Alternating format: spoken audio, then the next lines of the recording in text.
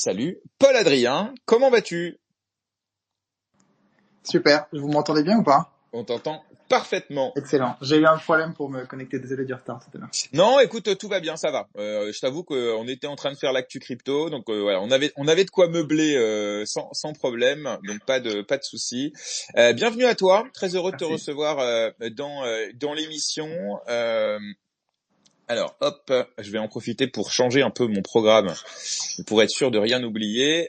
Et là, c'est bon, c'est parti. Alors, avant de rentrer dans le vif du sujet de Spico, de ton industrie et tout ça, on va d'abord s'intéresser un petit peu à toi, euh, Paul Adrien. On t'appelle PA, Paul Adrien, Co- Paul. Qu'est-ce que tu préfères? Parce comme, que je comme vais vous voulez. souvent t'appeler. Comme vous voulez. Paul rarement, mais PA ou Paul Adrien, PA, ça. ça te va? Moi, j'aime Ouais, ça bien va très bien. PA. Allez, on y va pour PA. Tiens, moi c'est Jérémy, Jérém, Paul Adrien, PA, des fois. Raphaël, Raph, TX, bah TX on peut pas, hein, sinon ça fait T. Bien. Alors d'abord, est-ce que tu peux nous parler un petit peu de toi, Paul Adrien, et notamment nous parler voilà, déjà de ton parcours un peu personnel et académique avant de parler boulot entre guillemets. Je sais pas, t'as quel âge, tu viens d'où et je crois savoir que t'as un parcours académique assez brillant. Est-ce que tu peux nous raconter ça un petit peu? Ouais, volontiers. Bah, moi, j'ai 32 ans, basé à Paris. J'ai grandi principalement à Paris. J'ai habité un petit peu à l'étranger pour mes études, un an à Boston, un an à Londres où j'ai travaillé et 2 ans à Bruxelles où j'ai aussi travaillé. J'ai commencé, donc ouais, j'ai un parcours un peu particulier pour un entrepreneur en fait. J'ai commencé d'abord dans un monde très académique d'économiste. J'ai failli faire une thèse en éco, c'était le moment où j'étais aux États-Unis justement. Et après, j'ai rejoint en fait via le Corps des Mines, qui est une structure d'ingénieurs qui forme des fonctionnaires. J'ai rejoint la fonction publique en fait. Et donc j'ai commencé à bosser à la Commission européenne. C'était juste avant Covid, quoi, et pendant le début du Covid.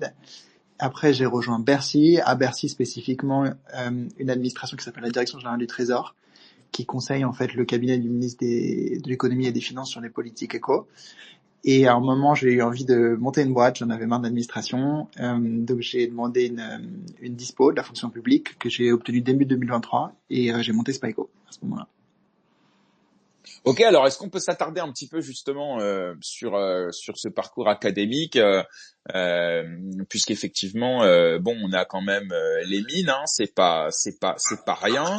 Euh, Tu peux nous raconter un petit peu, je crois que tu as fait Normal Sup aussi. Ouais. Donc voilà, est-ce que tu peux voilà revenir un petit peu sur ces études? Alors nous on connaît les noms évidemment, mais peu d'entre nous avons fait ces écoles-là. Euh, est-ce que c'est dur d'y rentrer? Est-ce que c'est dur d'y étudier? Et puis, est-ce que à ce moment-là, tu sais déjà ce que tu veux faire, ou est-ce que tu es pris dans un mouvement en fait d'études hautes et supérieures? Moi, j'ai commencé, bon, j'ai fait une prépa après le lycée, donc pendant 2 ans. Euh, à l'époque, je savais pas encore vraiment quelle école je voulais viser, mais c'était surtout, j'étais en prépa BL, je sais pas si certains connaissent ici, c'est une prépa assez généraliste en fait, où on fait des maths, mais aussi de l'histoire, de la philo et tout. Et moi, j'aimais bien parce que je trouvais ça très stimulant intellectuellement d'avoir plein de matières comme ça. Et bah, j'ai intégré Normal Sup à l'issue de la prépa, ce qui, bah, j'étais super content quoi, parce que c'est hyper sélectif. Et à une fois que tu arrives à Normal Sup, c'est assez libre en réalité. Tu peux, un peu quelle que soit la filière, donc il y a des gens qui rentrent par les prépas scientifiques, maths p, maths sup, maths p, les gens qui rentrent par les voies plus littéraires comme les cagnes. Et une fois qu'on est dans l'école, en fait, on peut faire un peu ce qu'on veut. Bon, c'est hyper compliqué évidemment pour un pur littéraire de rattraper le niveau en maths. Je pense que ça se fait quasiment jamais. Mais symétriquement, il y a des matheux par exemple qui font de l'histoire de l'art, des choses comme ça. Et moi, j'étais devenu assez passionné d'économie pendant la prépa, surtout pendant la deuxième année. Et donc, quand je suis rentré à Normal Sup, je me suis dit, je vais faire de l'économie tout en gardant un petit peu des trucs à côté. Donc, je faisais toujours un peu de maths et un peu de philo. Et puis, progressivement, t'es quand même assez incité à te spécialiser fortement. Et donc, c'est là où j'ai décidé vraiment de me focus sur l'économie à fond. Et j'aimais tellement ça en réalité que, comme je vous le disais, j'hésitais à faire une thèse à la fin. Normal Sup, c'est une école assez académique. Avant, ça formait surtout des enseignants, des professeurs et chercheurs. Donc le principe, c'était souvent de passer l'agrégation à l'issue de l'école et ensuite de rejoindre l'éducation nationale. Maintenant, c'est quand même beaucoup moins le cas. Les gens font, il y a toujours des gens qui font ça, hein, qui était la vocation initiale de l'école, mais c'est de moins en moins le cas, je pense. J'ai pas des stats en tête, mais en tout cas, c'est mon sentiment en regardant mes promos autour de moi. Et je me suis dit que j'allais pas faire une thèse finalement après l'année que j'ai passée aux États-Unis, que j'ai adoré en vrai, mais parce que c'est un monde quand même ultra académique, je me voyais pas vraiment reprendre 5 ans d'études, ensuite être prof aux États-Unis. Il y a un système de tenure track, donc il y a pas mal de pression aussi avant d'être prof vraiment titularisé un peu pour donner un équivalent français. Et je trouvais ça assez solitaire comme vie, quoi. Et donc, comme j'aimais toujours beaucoup l'économie et que je voulais plutôt l'appliquer, c'est là où je me suis dit que j'allais postuler au corps des mines, qui est plutôt une voie d'accès d'ingénieurs qui viennent de l'IX. Mais il y a quelques normaliens, il y a 2 normaliens qui y rentrent chaque année. Et donc c'est un concours à la fin de Normal Sup. Donc on postule en faisant tout un dossier, en présentant un peu sa recherche.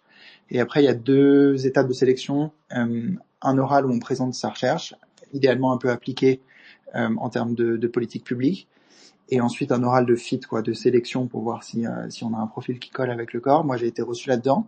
Et donc là c'est là où j'ai recommencé une formation de 3 ans, mais qui est quand même assez appliquée parce qu'on passe 2 ans dans le privé. Souvent c'est 1 an en France dans l'industrie et après c'est 1 an à l'étranger, beaucoup plus libre comme secteur. Donc moi j'ai fait 1 an dans l'industrie spatiale en France. C'était vraiment marrant, quoi, parce que c'était un monde complètement nouveau pour moi avec que des ingénieurs et tout. Et ensuite j'ai fait 1 an à Londres dans un fonds de capital investissement qui s'appelle Antin et qui investit dans de l'infrastructure, mais assez large, quoi. Ils ont une notion plus financière dans l'infrastructure que physique. Donc plein de sujets différents, y compris même dans la santé et tout. Et après, on a une année de formation à l'école des mines, qui est un peu une espèce de Sciences Po pour ingénieurs, je dirais, avant de rejoindre la fonction publique. Et donc c'est à l'issue de ça, moi, que j'ai rejoint la Commission européenne dont je vous parlais avant, comme pas comme fonctionnaire européen, mais comme détaché de l'administration française. Et puis ensuite après Bercy, quoi. Et alors, donc ouais, donc c'est énorme comme parcours parce que tu as pu comparer le système éducatif aux États-Unis avec la France, tu as pu côtoyer des acteurs de l'industrie, enfin de différentes industries, tu as aussi côtoyé des politiques forcément. Mm. Et finalement, de tout ça, toi, tu as décidé de te lancer dans l'entrepreneuriat. T'as aussi côtoyé le milieu de la finance, tu nous disais, en Angleterre. Pourquoi l'entrepreneuriat et pas justement la fonction publique ou alors la politique aussi, enfin même si c'est un peu même si un peu lié. Pourquoi l'entrepreneuriat? Est-ce qu'au fond de toi tu as toujours voulu être ton propre patron, ou est-ce que c'est plus voilà les circonstances qui ont fait que tu as eu une idée et que tu as voulu la lancer? Ouais, alors pas du tout. Moi, j'ai jamais rêvé de ça en vrai, et parce que je viens d'un monde aussi très académique. Mes deux parents sont profs, donc j'ai pas vraiment d'entrepreneur dans ma famille, ou alors assez loin, quoi. Donc c'était pas du tout mon univers. Et j'ai découvert en fait l'entreprise tard, quoi, après Normal Sup et via les 2 ans justement au corps des mines, où on est full time dans 2 entreprises. Et là j'ai commencé c'est là où j'ai découvert le business, donc très tard. Ça m'a vraiment bien plu, surtout la partie en capital investissement où on voit plein de dossiers, on rentre assez profondément quand même dans le cadre des due diligence sur les entreprises, leur stratégie, leur PNL, etc. Donc c'est là, à ce moment-là, que je me suis formé. Et par ailleurs, au corps des mines, j'ai de fait fréquenté beaucoup d'ingénieurs. Et c'est là où j'ai aussi développé un intérêt pour la tech, quoi. Et encore un peu plus tard, en réalité, au tout début du Covid, j'ai commencé à m'intéresser à l'univers des blockchains, du Web3. Donc vous voyez, c'est vraiment arrivé assez tard, quoi, dans ma formation. J'ai trouvé ça passionnant. Je suis un peu tombé dans le rabbit hole pendant cette période. Je pense que je suis pas le seul. Peut-être certains qui nous écoutent ici ont découvert aussi à Donc ce là moment-là. on est en quelle année à peu près pour situer? 2020. Ok, 2020, ouais, tu donc vois. on est en plein dans le deuxième ou troisième, on va dire plutôt le troisième, hein, bull run. Exactement. Et franchement, avant, moi, j'avais entendu parler de Bitcoin, d'Ethereum et tout, plutôt via des potes qui m'en parlaient comme si par-ci par-là, ou des tours de conversation, mais Ouais, je moi c'est m'étais ça qui jamais... m'intéresse, c'est que dans ton parcours en fait académique, tu dois entendre peut-être régulièrement, je sais pas tous les 6 mois, quelqu'un qui doit te parler à un moment donné de Bitcoin, d'Ethereum, parce que les ingénieurs, les techos, en fait, ils entendent parler, certains se lancent, certains non, et j'imagine que comme nous tous, en fait, on entend parler souvent de Bitcoin 5, 6, 7 fois avant Hmm. vraiment de s'y intéresser. Est-ce que toi aussi t'as ce parcours itératif où à force d'en entendre parler de différentes personnes dans différents milieux, tu dis bon bah faudrait peut-être quand même que je m'y intéresse à ce truc-là, c'est peut-être pas qu'une arnaque.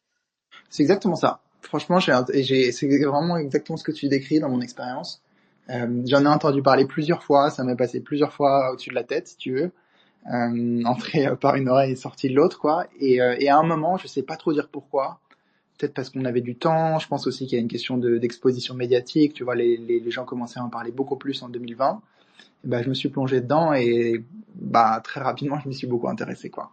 Et après, pour faire le lien avec ensuite le démarrer une entreprise et ce qu'on fait nous précisément, euh, moi j'ai bossé beaucoup en réglementation financière aussi, donc pas que en finance, tu vois, comme on le disait avant, côté investisseur, aussi en finance en termes comment on régule les marchés financiers, quoi.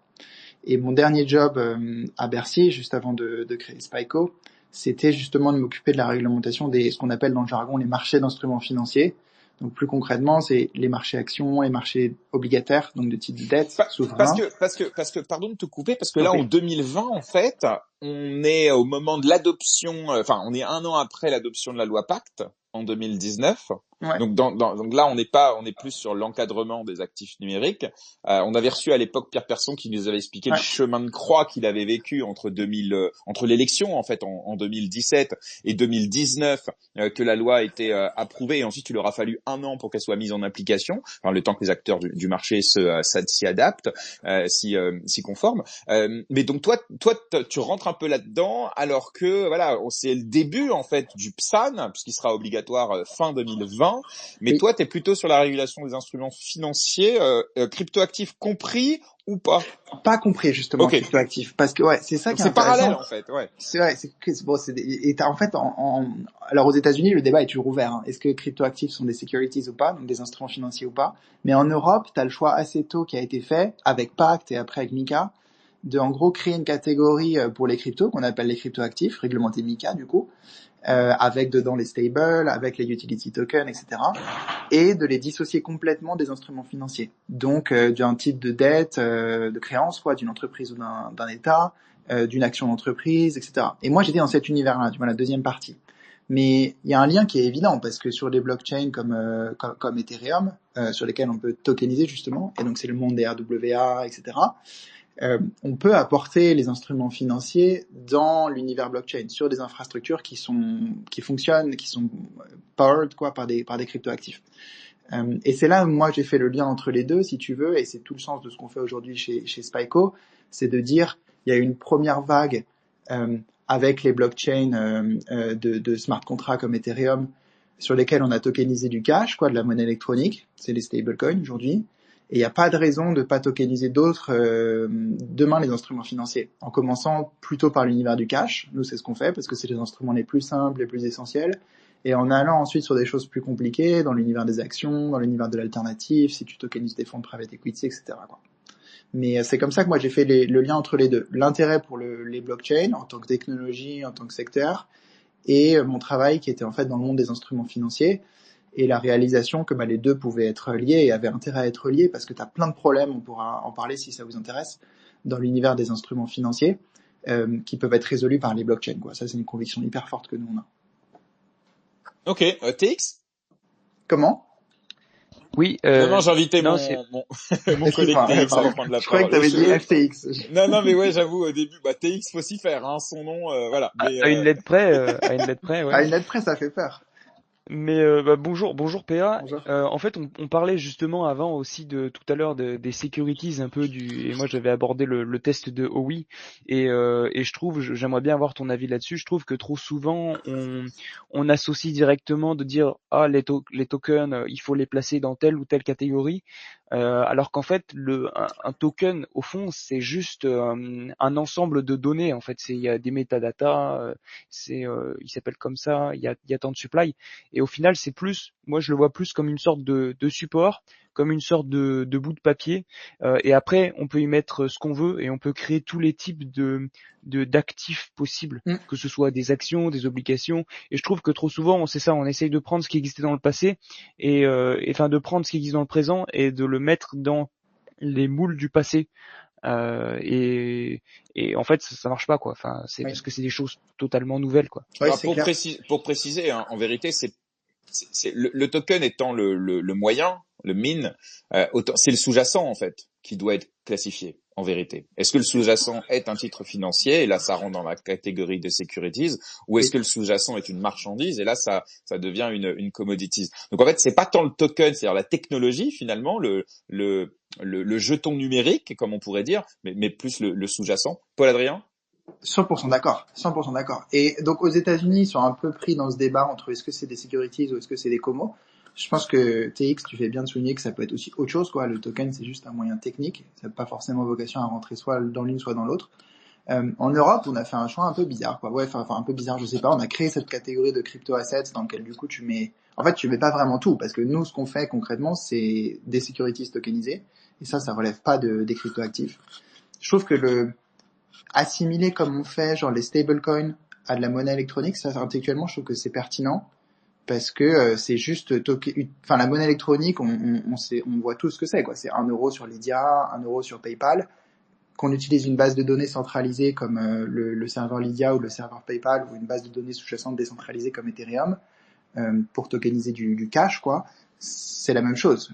Je pense que le droit, il doit être agnostique à la technologie qui est utilisée et juste caractériser, comme vous dites, le sous-jacent, quoi. Mais d'ailleurs, dans MiCA, les émetteurs de stablecoin doivent désormais avoir un agrément, être EME en fait. Donc avoir un agrément de monnaie électronique. Oui, ça y est, aujourd'hui, les deux sont complètement assimilables, en Europe en tout cas. Ouais, tout à fait. Je crois qu'il y a encore un débat, parce que ça a des implications aussi sur les réglementations des paiements, il y a peut-être des experts ici. Mais en tout cas, intellectuellement, je trouve que ça fait sens de dire qu'un token PayPal sur Ethereum, le PYUSD, là, c'est de la monnaie électronique au même titre que $1 PayPal dans la base de données PayPal, quoi, fermée. C'est la même chose fondamentalement. Donc pour moi, ça doit être régulé de la même façon. Après, on peut discuter de comment c'est régulé, si c'est bien régulé et tout, mais c'est le même instrument, quoi. Et nous, c'est pareil en fait. On tokenise nous des money market funds, des fonds monétaires, que le money market funds il soit émis dans une base de données centralisée d'un dépositaire, comme c'est le cas aujourd'hui pour quasiment tous les money market funds, ou qu'il soit émis sur Ethereum ou une autre infrastructure décentralisée. C'est pareil, quoi. C'est le même instrument. Et en France, en tout cas, le régulateur considère ça.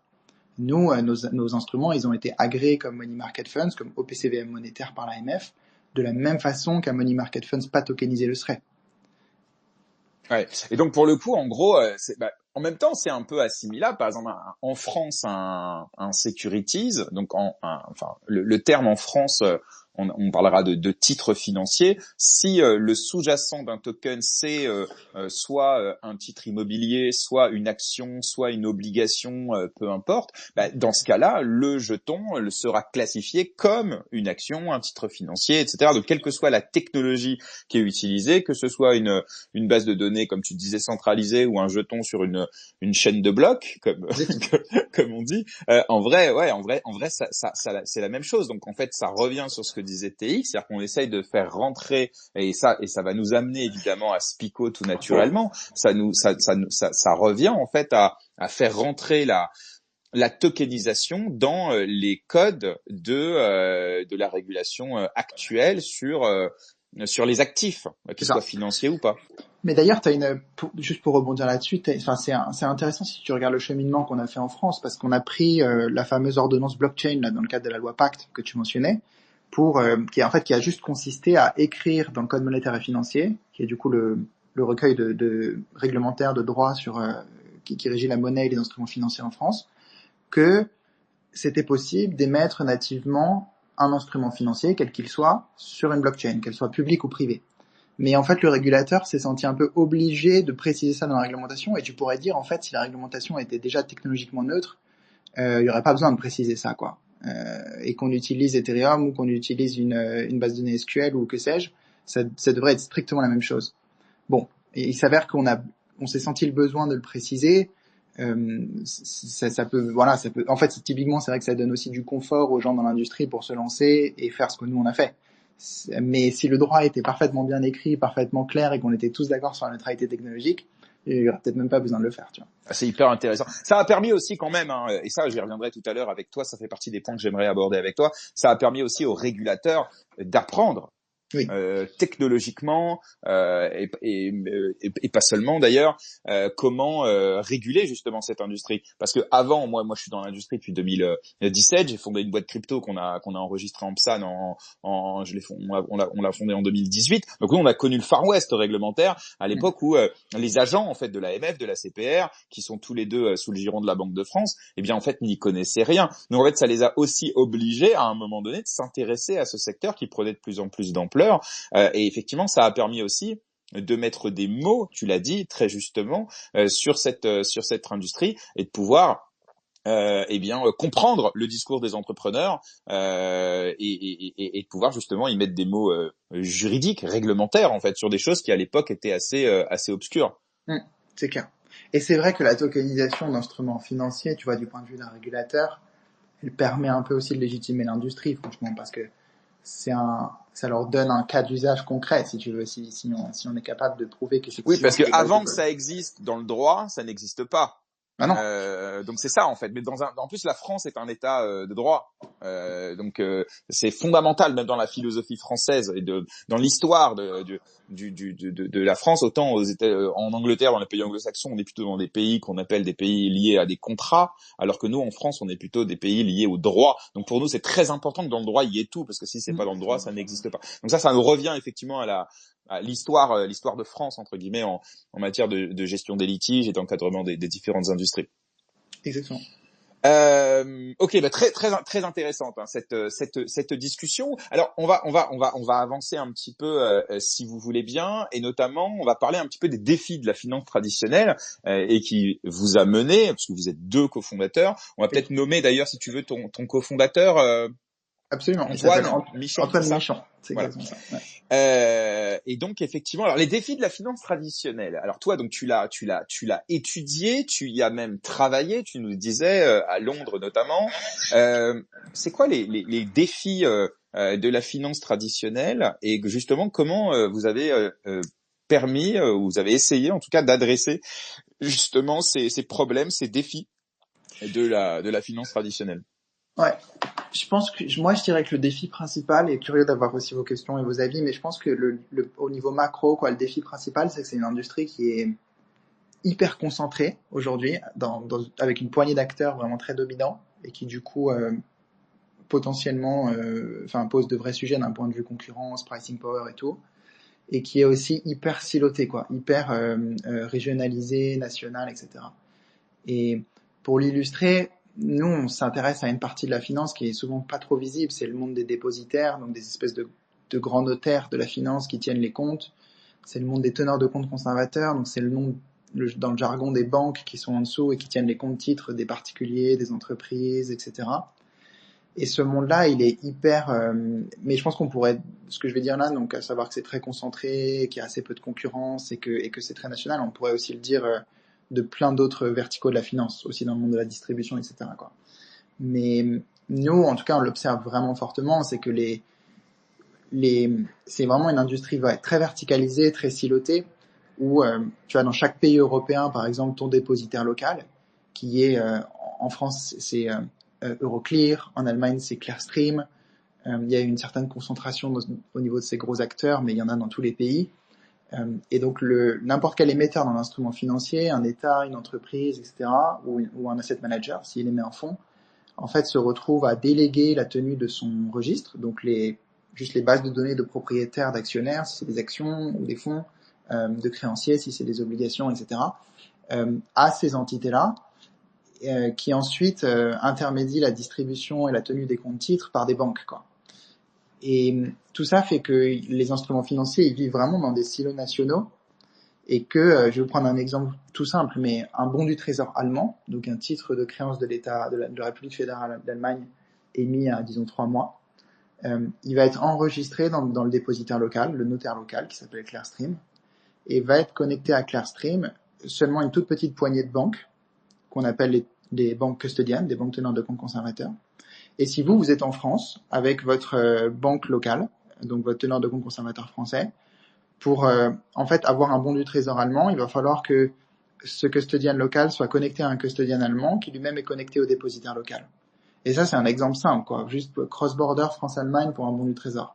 Mais dès qu'on va sur des trucs un peu plus exotiques, un peu plus éloignés, etc., c'est encore plus compliqué, quoi. Et donc le monde de la finance, il vit vraiment en silo, quoi, local. Et c'est pas du tout une infrastructure en mode plateforme horizontale, quoi. Et c'est là où je trouve que les blockchains sont hyper intéressantes.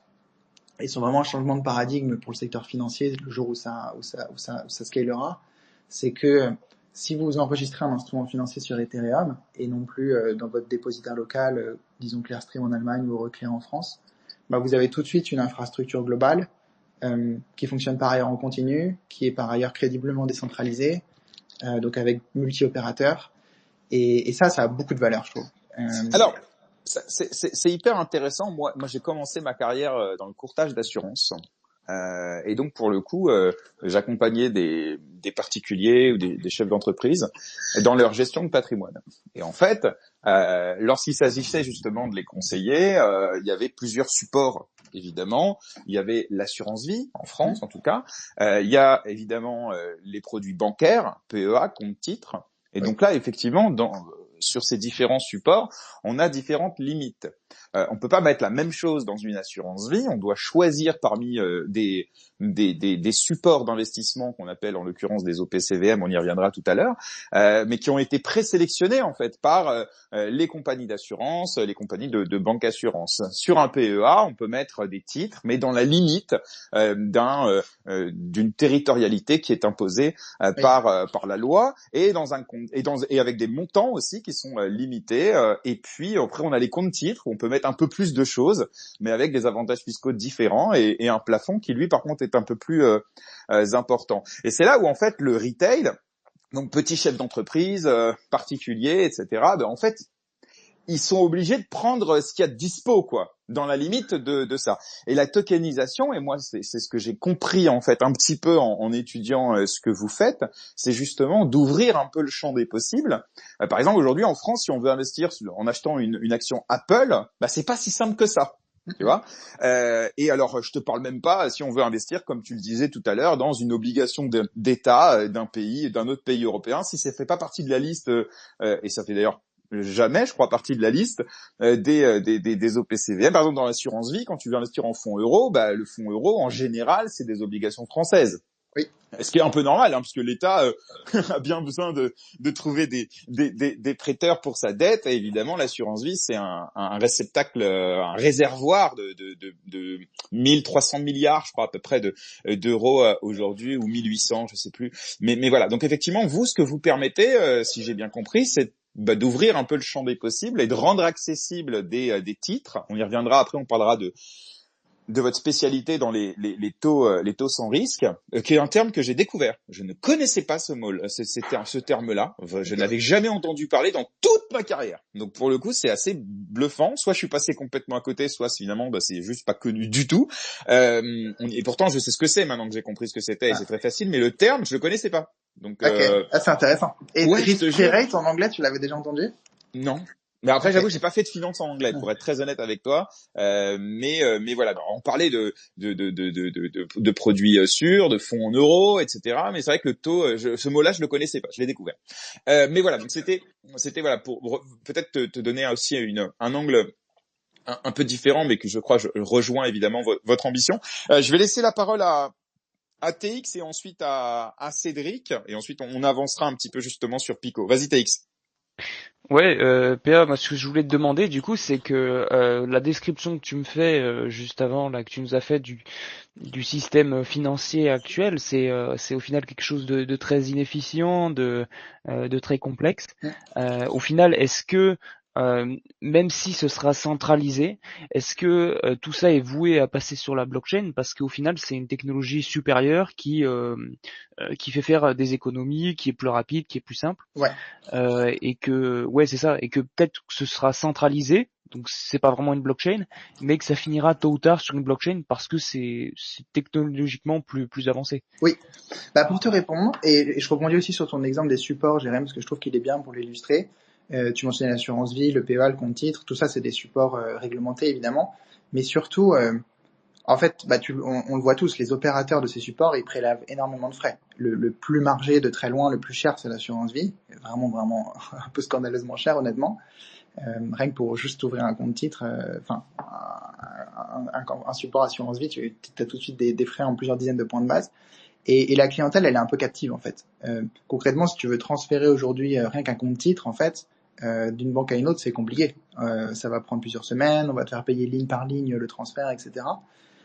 Et là où la blockchain est super intéressante, et du coup je rebondis sur TX sur pourquoi pour moi c'est le futur, c'est qu'en fait, tu donnes un droit d'écriture sur la base de données, sur le registre, aux détenteurs des instruments financiers. Demain, enfin aujourd'hui même, parce que nous on l'a fait, tu vois, un money market fund tokenisé, en fait, si tu l'as en custody dans ton wallet, tu as un droit d'écriture sur la base de données qui est le smart contract du token, qui est money market fund, pour le transférer, typiquement. Alors, il y a des couches de réglementation, tu peux pas le transférer à n'importe qui parce que tu es actionnaire d'un fonds et qu'en France, la détention d'un instrument financier de façon anonyme, c'est simplement illégal dans le droit français. Mais tu peux librement le transférer, évidemment, entre n'importe quelle wallet dont tu as le contrôle et dont tu assures que tu es propriétaire, et tu peux librement le transférer aussi à n'importe quelle personne qui est aussi onboardée chez l'émetteur du money market fund en question. Et ça, c'est un transfert sur lequel tu as la main directe, quoi, via la signature numérique, enfin sur Ethereum par exemple. Et c'est hyper intéressant parce que tu es plus dépendant du coup de ton fournisseur de support, de ta banque, de ton broker, etc. sur une assurance vie ou sur un compte titre pour opérer ces transferts. Et ça va être évidemment extrêmement rapide, quoi, au niveau de la finalité de la chaîne, et pas plusieurs semaines, 24 sur 24, 7 jours sur 7, et ça va être beaucoup moins cher, parce que tu payes des gas fees éventuellement, ça dépend de la chaîne sur laquelle tu es, c'est plus ou moins élevé, mais ça n'a rien à voir avec ce qu'on te facture aujourd'hui si tu demandes un transfert de compte titre, quoi. Donc c'est là où c'est hyper intéressant, je trouve, le fait de tokeniser les instruments financiers, et la raison pour laquelle moi je pense que c'est vraiment le futur, c'est que tu plateformises toute la finance, en fait, et tu horizontalises toute la finance en redonnant beaucoup de pouvoir aux propriétaires même des instruments financiers et plus aux opérateurs de leurs comptes titres qui font l'intermédiation entre le notaire et eux, quoi. Et donc c'est pour ça que moi je suis hyper bullish là-dessus. Ça n'empêche qu'il y aura comme tu dis, il y a une part de centralisation forcément, parce que quand tu es un émetteur d'un instrument financier, imagine tu es une société de gestion de portefeuille, tu crées un nouveau fonds, et bah tu vas rester régulé comme société de gestion de portefeuille et ton fonds est un produit régulé. C'est assez normal finalement. Mais la couche de compliance, elle se fera plus au niveau de l'infrastructure, elle se fait au niveau du smart contract. Tu vois, nous on utilise de façon complètement Ethereum, qui est complètement permissionless, pour déployer le contrat et gérer la base de données d'actionnaires du fonds. Et la couche de compliance, on l'a au niveau du smart contract, qui en gros est un ERC20 avec une whitelist. Tout aussi simple que ça. Ouais. Alors justement, c'est bien parce que j'allais te poser la question justement de comment ça fonctionne techniquement. Donc c'est bien, tu nous as répondu. Donc c'est très bien. Vas-y Cédric, et après on avance un peu. Ouais, je rebondis un peu sur ce que tu disais, puisque sur ce que tu disais avant sur le fait que ces cryptoactifs et autres ont un sous-jacent. Ils ont forcément un sous-jacent, et donc là, j'essaie de comprendre en fait comment les acteurs aujourd'hui, ce que j'appelle les conservateurs, les gens qui gèrent tout ça, Clearstream, etc., ils vont laisser faire ça, parce qu'en fait, ils vont perdre, si on t'entend bien, ils vont perdre leur rôle, ou pas, et s'ils le perdent pas, est-ce qu'ils vont perdre aussi une partie de leur business model, juste pour arriver à comprendre, parce qu'à la fin, tu as un sous-jacent, et ce sous-jacent, lui, bah, il est traditionnel. Donc ça ne bouge pas. Je peux pas avoir un produit financier, en l'occurrence, ce que tu fais, c'est du monétaire, donc derrière, t'as du cash, etc. Tu peux pas avoir un produit financier sur la blockchain créé ex nihilo qui ne soit pas dans ces structures de conservation, puisqu'il me faut un sous-jacent. Juste pour ma compréhension. Ouais. Ben, pour moi, ça va se faire en plusieurs étapes. Tu vois, là, nous, on a tokenisé des fonds monétaires. Donc, le fonds lui-même, il est tokenisé. Les parts du fonds, c'est les tokens, des ERC20 sur Ethereum. Le sous-jacent du fonds, c'est du bon du trésor. Donc, tu vois, du titre de créance de l'État français, de l'État allemand, de l'État américain. Ça, c'est que l'État lui-même, émetteur, qui peut décider s'il le tokenise ou pas. Aujourd'hui, ils le font pas. T'as aucun État qui émet nativement sur une blockchain. Moi, je suis assez persuadé que ça va venir, si tu veux, et que là, on démarre dans le monde de la gestion d'actifs, parce que en fait, les gens qui sont prêts à tokeniser, c'est les gestionnaires d'actifs. On l'a vu avec BlackRock, on l'a vu avec Franklin Templeton aux US, nous en France. Mais demain, je pense que les entreprises vont aussi tokeniser nativement, donc émettre des obligations ou des actions sur blockchain, et les États tokeniseront nativement. Donc, t'as un jour, si tu veux... Ça a déjà été fait d'ailleurs. Hein. On a des obligations qui ont été émises sur des blockchains, notamment, je crois, en Italie. Ouais, Je crois que Société Générale aussi a lancé ce genre d'initiative. Donc, ouais, il y a déjà eu des précédents. Hein. carrément. Il me semble que c'est surtout de corporate et que je crois pas qu'un État, tu vois, que l'État français est jamais nativement Bah, tokenisé, l'État mais français, non, mais je crois que l'Italie a émis une obligation sur la blockchain. J'avais vu passer ça. Voilà, ouais, la caisse des dépôts italienne a émis 25 millions d'euros d'obligations sur le réseau Polygon. Donc ça, j'avais vu passer ça. Donc là, je viens de retrouver l'article. c'est Ça ça. date de juillet 2024, donc c'est très récent. Et je Ouais. crois que c'est pas la première fois. Donc en tout cas, voilà, je sais que c'est déjà quelque chose Je crois que la qui a BEI l'a déjà. fait. Donc, ouais, t'as Ouais. des initiatives, tu vois. Donc, on voit déjà que même des institutions parapubliques le font. Et je pense que le next step, c'est les États. Bon, ça reste un peu d'époque, hein, tous ces trucs, soyons clairs. Mais tu vois, on voit la direction, quoi. Et donc, il y a même un jour où le sous-jacent, il sera tokenisé. Mais tu fais très bien de souligner qu'aujourd'hui, il l'est pas. Donc, aujourd'hui, on a quand même, en fait, on a un custodian traditionnel, si tu veux, de bons du trésor, sous le fonds. C'est le passif du fonds, c'est les parts du fonds, tu vois, qui sont des tokens. Mais l'actif du fonds, lui, il est complètement traditionnel et classique, quoi, dans le monde des dépositaires que je décrivais avant. Donc c'est hybride, c'est clair, mais on y va progressivement et c'est déjà vachement bien, je trouve, de déjà démarrer avec la gestion d'actifs et les fonds. Euh, Après, est-ce que tu vois les custodians vont disparaître? Je pense pas. Et on voit dans le monde de la crypto pure, des crypto-actifs, que tu as des custodians instits qui se sont développés. En France, on a CoinHouse, par exemple, fait de la custody, et dans le monde, il y a des sociétés comme Anchorage, BitGo, etc., qui sont vraiment spécialisées là-dedans. Et c'est juste que le métier va changer.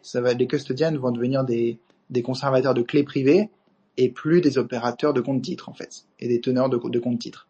Mais le métier en lui-même, il a un sens. Simplement, on va être dans un monde où il y aura plus d'optionnalité. Tu pourras self-custody des instruments financiers, comme tu peux self-custody des cryptos. Tu pourras, si tu veux, les déléguer à un custodian. Et l'industrie va se structurer, je sais pas où elle va finir exactement, mais elle va se structurer avec ses options et c'est sûr que les instituts utiliseront des custodians comme ils le font aujourd'hui pour les cryptos, pour des raisons d'assurance, de safety, de plein de sujets. Bah, Mais d'ailleurs, le là, tu métier va vois, changer, quoi. je viens de voir là une news de aujourd'hui. Là, Siemens lance une deuxième obligation numérique sur la blockchain de 300 millions d'euros. Donc Siemens, c'est allemand, hein, et ça rentre dans le cadre des efforts de la Banque centrale européenne pour tester les technologies de registres distribués. Le terme un peu pompeux pour dire blockchain. Donc ouais, en fait c'est ça, c'est des entreprises et des entités para-étatiques. Tu as entièrement raison. TX, et ensuite on avance, on a encore plein de questions. Vas-y TX. Ouais, en fait, c'est plus tellement une question de est-ce que ça sera sur la blockchain, mais plutôt de savoir si ces entités tenteront de développer leur propre système plus ou moins centralisé, ou si ça se fera sur les blockchains qui existent déjà, sur Ethereum, Oui, sur les Avalanche, etc., etc. ouais, exactement. Et en fait, bon, t'as une énorme résistance aujourd'hui, toujours, hein, de l'industrie, sur le fait d'utiliser des blockchains, des vraies blockchains entre guillemets, donc des blockchains décentralisées.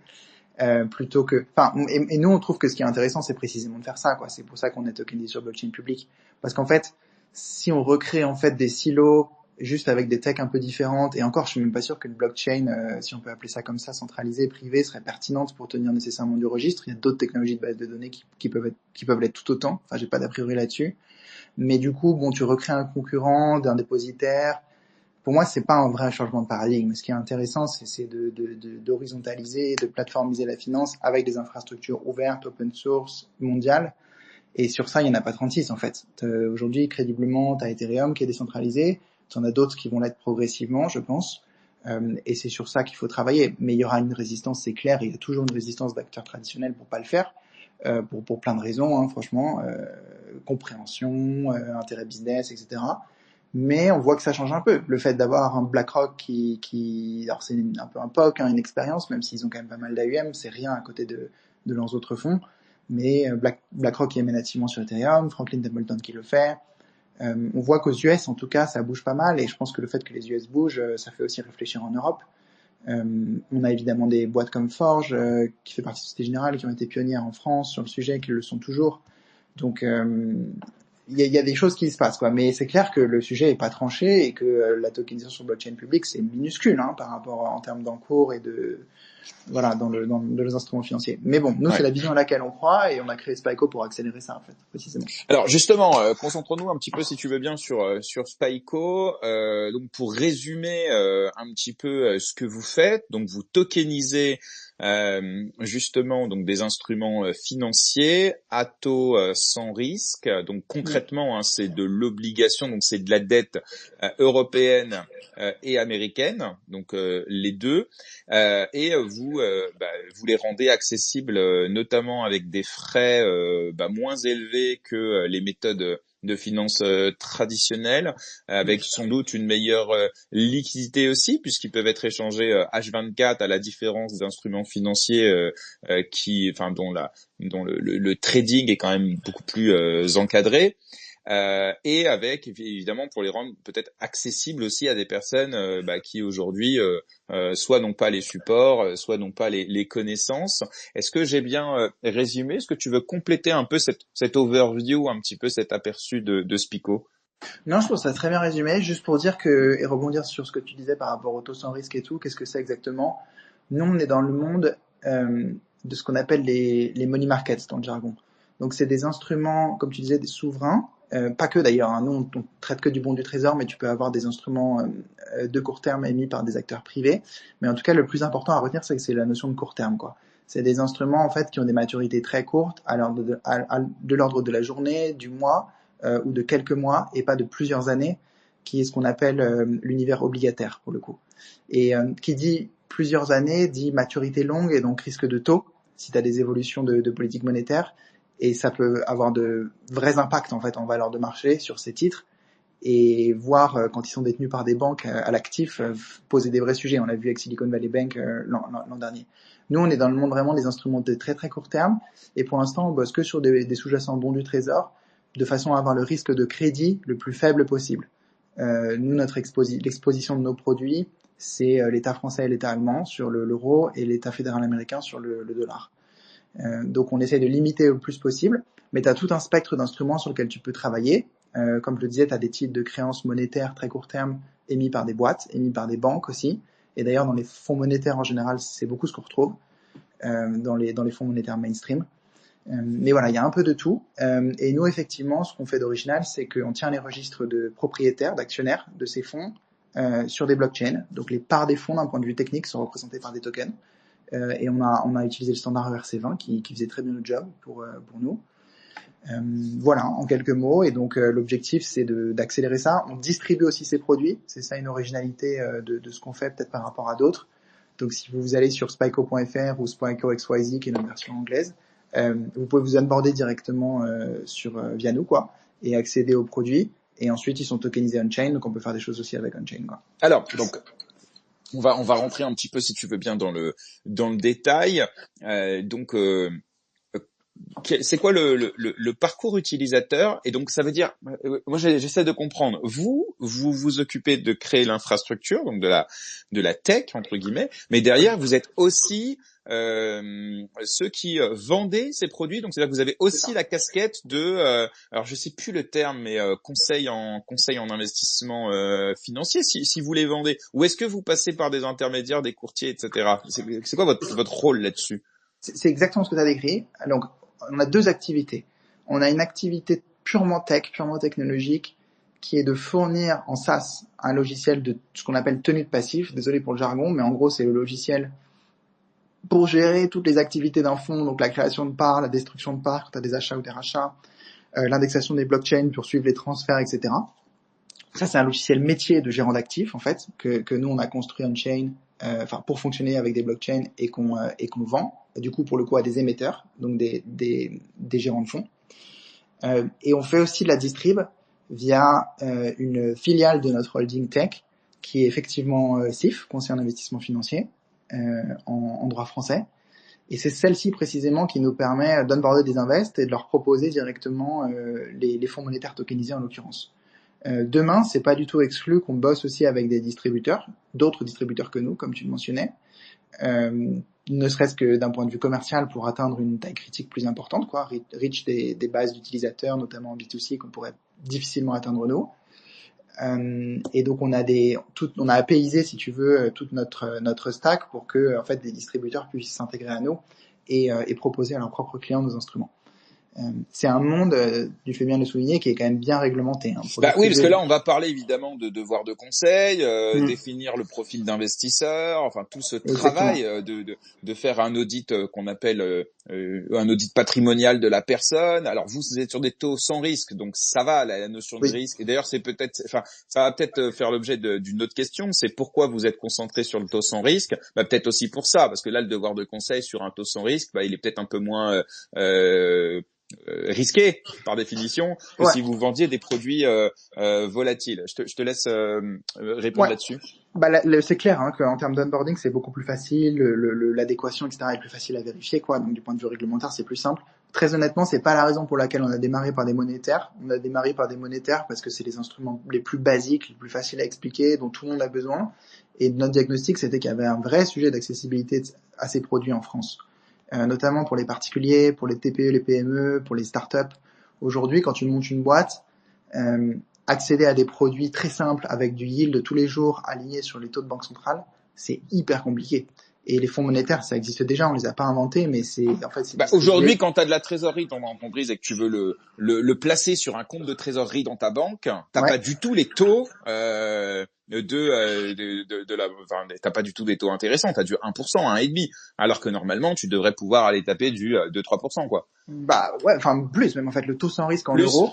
Donc c'est le taux en fait de la BCE hein, auquel la BCE rémunère les réserves, donc les dépôts si tu veux des banques chez elle, c'est 3,66. Donc en fait on bypass justement les intermédiaires bancaires et on grappille justement la différence qu'elle se prend quoi concrètement. Exactement. Et en fait la réalité c'est qu'une banque elle va te rémunérer, ça dépend de la trésorerie que tu as chez elle. Si tu as quelques dizaines ou centaines de cas, elle va te donner effectivement ce que tu donnes, 1 ou 2%. Si tu as quelques millions à placer, tu n'as pas du tout les mêmes taux. Et nous, on existe aussi précisément pour casser un peu cette asymétrie que tu as en fait en fonction de combien tu as de capital et de la relation avec ton banquier. Les taux que nous on donne, c'est les mêmes pour tout le monde. Il n'y a pas de différence de frais entre si tu places 1000 euros, 500 000 ou 5 millions, tu vois. Et on a tous les genres de types de clients aujourd'hui. Et le minimum, c'est ça, c'est 1000 euros ou 1000 $, ouais, c'est ça. Ouais. Pour la première souscription. Après, pour la deuxième, les suivantes et les rachats, c'est à partir de 1 euro ou 1 dollar. Mais la première, c'est 1000. Et on fait ça. On pourrait mettre moins. Hein. On n'est pas contraint par la réglementation par le faire. On pourrait faire ce qu'on veut. Mais on a des coûts d'onboarding qui sont quand même assez élevés. C'est normal.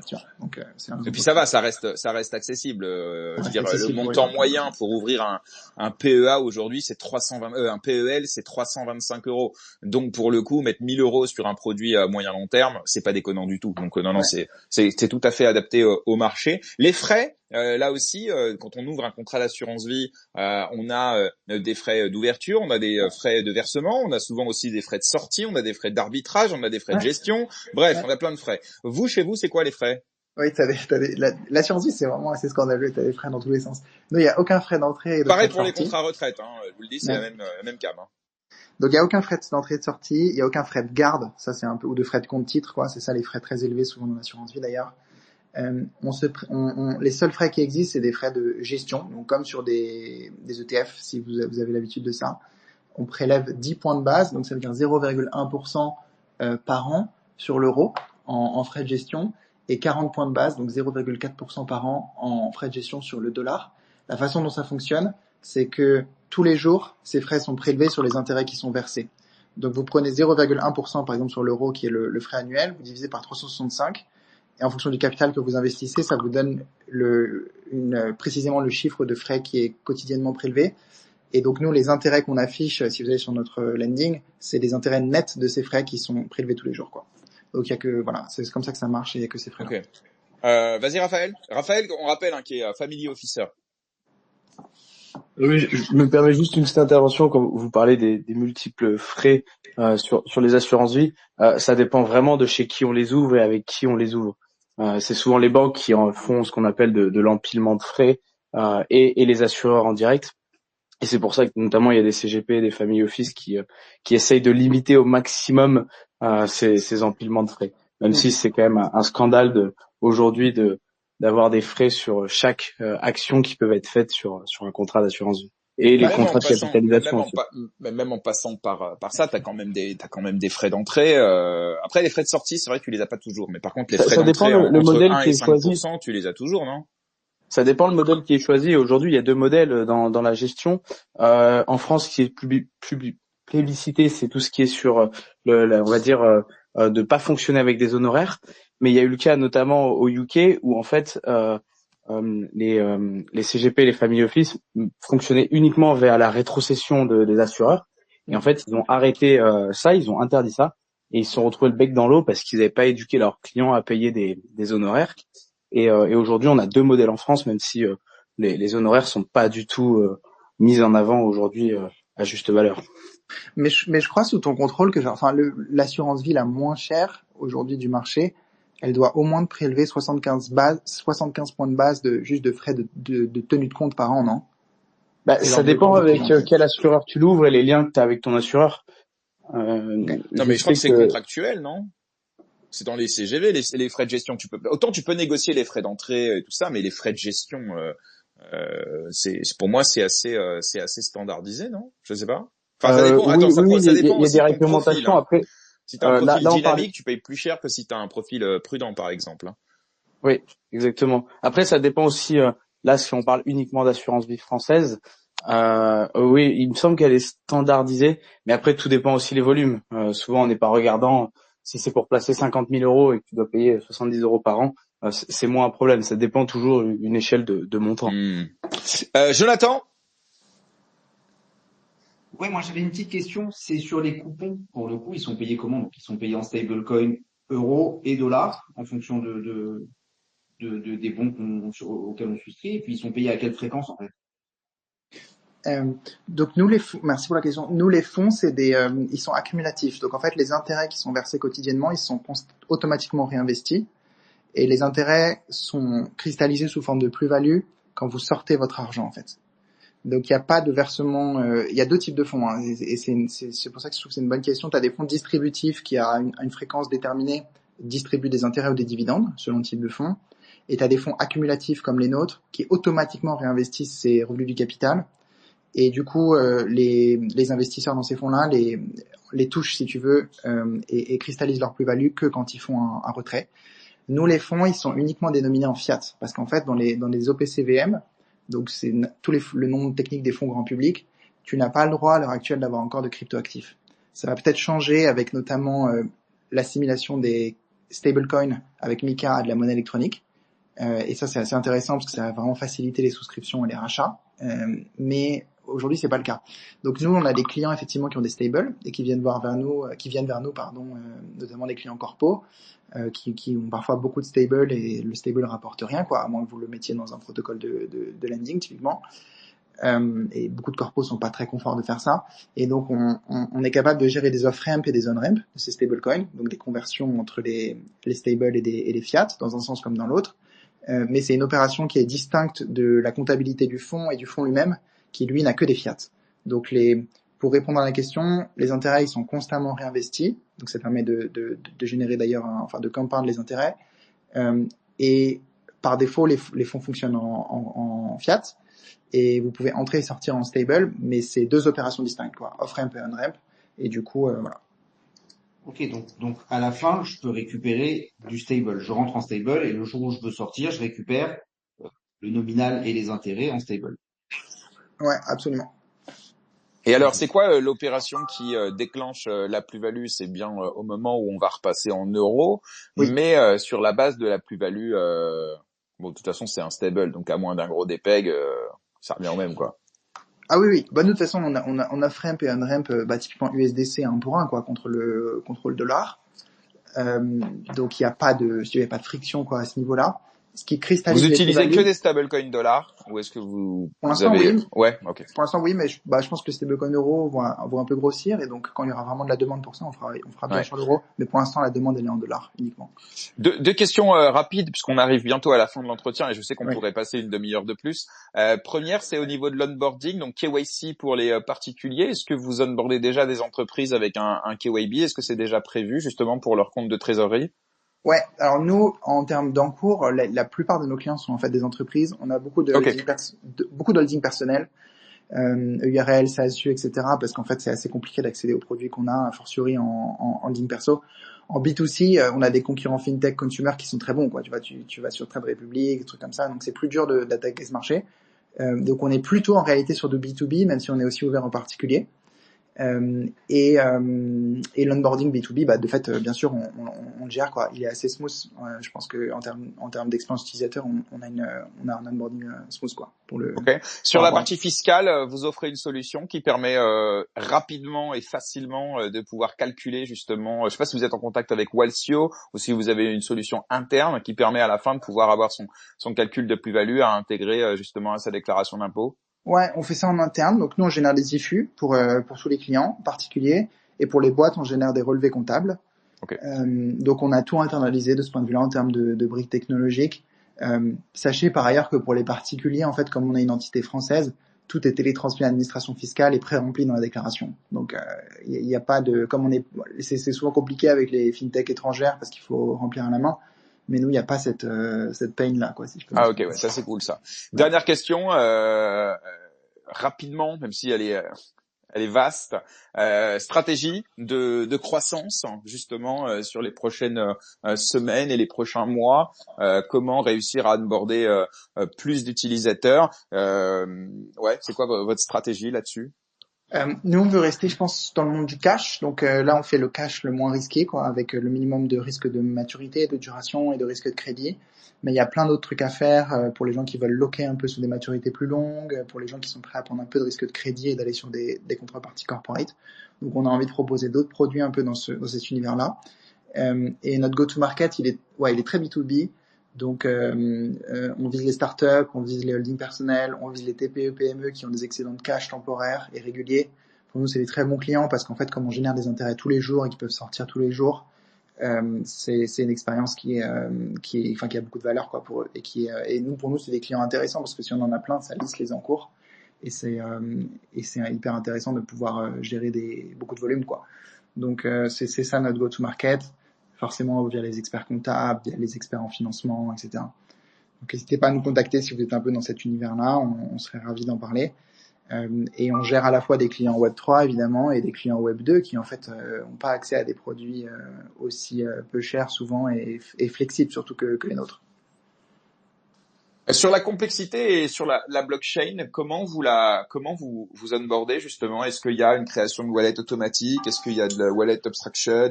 Comment vous faites justement pour passer cette peut-être barrière à l'entrée? Bah notre mode, on a deux modes en fait. On a un mode standard qui fait complètement abstraction de toute cette complexité technique, et on a un mode, on l'appelle Web3, qui est notre mode pro pour les gens qui veulent connecter leur propre wallet ou leur safe, leur MetaMask, peu importe. Avoir en self-custody les tokens, utiliser des stablecoins pour entrer, sortir. Mais tout ça, c'est un truc qu'on fait en opt-in, un peu pour les pros, si je peux m'exprimer ainsi. Sinon, on gère vraiment une abstraction complète avec des fiat, en fait, pour les clients normaux. Ok, bah écoute, franchement, très belle découverte. C'est aussi l'occasion dans GM Web3 lorsqu'on reçoit un invité. Moi, ça m'oblige à me renseigner, ça m'oblige et au final, bah, je trouve ça fascinant de m'intéresser à quelque chose que je ne connaissais pas. Je pense que beaucoup ici aussi ne connaissaient pas ni Spico ni peut-être même les enjeux dont nous avons discuté ce matin. Donc, j'aimerais te remercier, Paul-Adrien, d'être venu ce matin. C'est toujours trop court, évidemment, mais je crois et j'espère en tout cas que ça nous aura permis, voilà, de mieux apprendre à te connaître toi, ton industrie, ton entreprise.